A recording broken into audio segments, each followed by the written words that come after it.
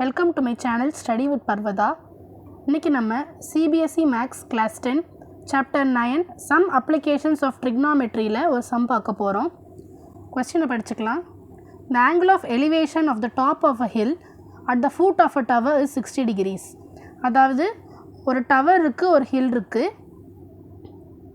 அந்த டவரோட ஃபுட்லேருந்து ஹில்லோட டாப்பை பார்க்கும்போது நமக்கு angle of elevation 60 degrees இருக்குதுன்னு சொல்லியிருக்காங்க. And the angle of elevation of the top of the tower from the foot of the hill is 30 degrees. அந்த ஹில்லோட ஃபுட்லேருந்து அந்த டவரோட டாப்பை பார்க்கும்போது 30 degrees elevation இருக்குது அப்படின்னு சொல்லியிருக்காங்க. If the tower is 50 meter high, what is the height of the hill? டவரோட ஹைட்டை கொடுத்துட்டாங்க. டவரோட height 50 meters. நமக்கு ஹில்லோட ஹைட்டை கேட்டிருக்காங்க. வாங்க கண்டுபிடிக்கலாம். ஃபஸ்ட்டு இந்த ட்ரையாங்கிள் ABD அந்த ட்ரையாங்கிளை நம்ம எடுத்துக்கலாம். In triangle ABD 30 degrees. இந்த ட்ரையாங்கிளில் 30 degrees angle of elevation நமக்கு சொல்லியிருக்காங்க. So tan 30 equal to AB by BD. AB நமக்கு கொடுத்துட்டாங்க 50 meters. BD நம்ம கண்டுபிடிக்கணும். tan 30ஓட வேல்யூ 1 by root 3. ஸோ இதை நம்ம cross multiply பண்ணிக்கலாம். BD equal to 50 root 3 meters.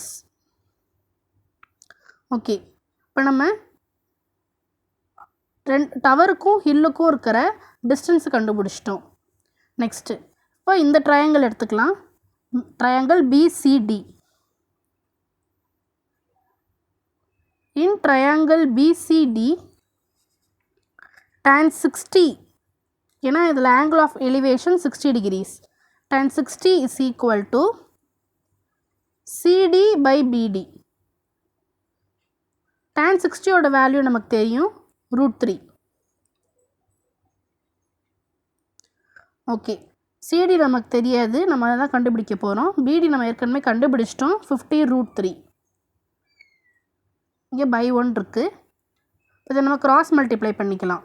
50 root 3 into root 3 is equal to CD. root 3 into root 3 3. So 50 into 3 equal to CD. 50 into 3 150. CD ன்றது height of the hill. அதான் நம்ம கேட்டிருக்காங்க. Therefore the height of the hill is